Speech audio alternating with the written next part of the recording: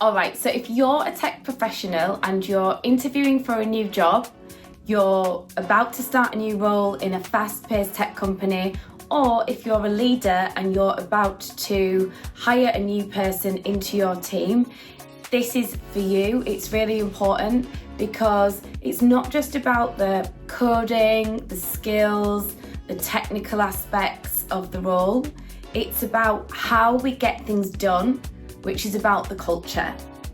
Now, I've seen so many people crash and burn when they don't understand the culture, they don't understand the values, and they don't get that right from the start. And I'm here to tell you today how we can go about making sure that we understand this and we can set ourselves up for success, whether you're starting a new role or hiring for a new role from the beginning. So let's dive in. I've worked at so many big tech and startup tech organisations, and there's one thing I see all of the time when we onboard new team members, which is they all focus on the technical aspects of the role. They're really keen and excited to get started, and it's all about those technical capabilities.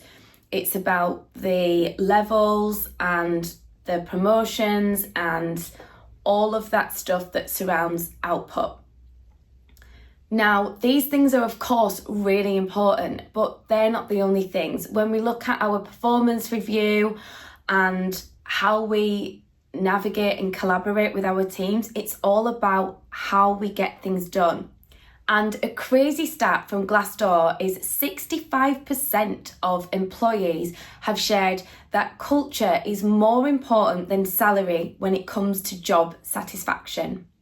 So whether you're an employee, a founder, a leader, understanding company culture and values is critical and your shortcut to success. But rarely people even think about it. And when we do think about it, we can sometimes think it's just a nice to have, a little bit fluffy and some nice words on the wall. So here are 3 questions we can ask. The first is, of course, what are my company values?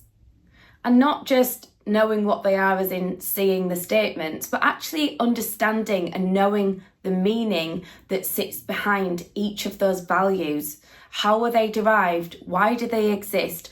What does embodying one of these values actually look like? How can we know when we have done that? How is that rewarded in the company?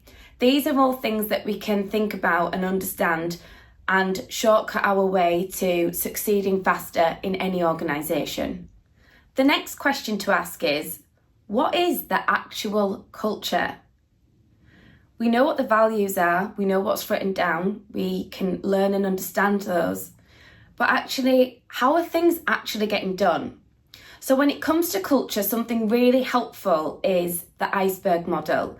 Now, here it is if you haven't seen it before, but this is really all about culture being broken down into what's at the tip of the iceberg, so the surface level, and what lies underneath. And we know that there's so much that lies underneath that's not directly visible and obvious at times. And so there's a whole raft of learning that needs to go on to really truly understand any culture. So this is important when we go into an organisation, and I always used to say to many of my new joiners to be patient with themselves, because not only are they learning all of these technical aspects of the role, they're also having to learn all of this deep level stuff as well.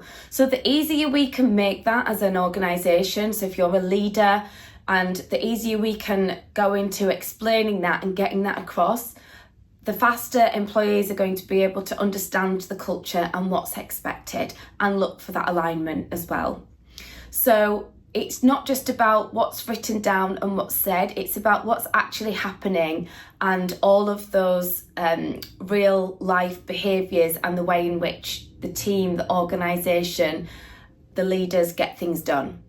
And the final thing is, what are your values? Do you know what they are? And if you do, how do they align to the company's values? This should be a really key question when looking to join or start at a new company, because Even if it sounds like the best job in the world, if we don't align to the way of doing things, this can cause so many challenges for us. And I've seen this play out so many times in organisations, and we might get perfect alignment, we might align on some things, and we might learn to pivot in other areas. But it's really important that we know what these are and how we can understand and draw those parallels and know what our values are to be able to make a bigger and better impact in the way we show up at work. So I've worked in a company where radical candour was valued highly, and this meant that whenever there was feedback being shared, people were giving feedback that was very clear, direct, not any sugarcoating going on. So for some people, they really valued this. If you're a new hire, don't just pay attention to the technical aspects alone. Make sure that you are observing how things get done, how decisions are made, what's being rewarded, so that you can quickly start to understand the deep level culture and how you can best position yourself to succeed. If you're a leader, do you feel that your team is actually embodying these values? Does your culture feel right? Does it feel off? Do you need to review and revisit your values? If it's just a misunderstanding, do you need to clarify them, provide training, guidance, and how are you embodying these values as a leader?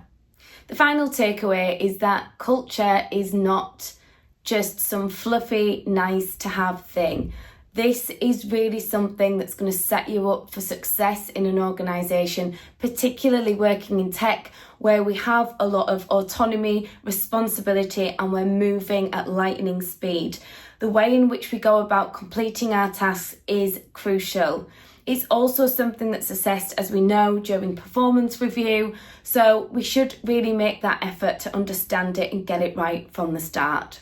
And not just choose to overlook it, because no amount of talent is going to be enough if we're not being able to collaborate and navigate the culture well. So let me know in the comments if you've had any great cultures that you've been a part of, any of your worst cultures that you've been a part of, and please do like and share if you found this useful, and I will see you next time. Thank you.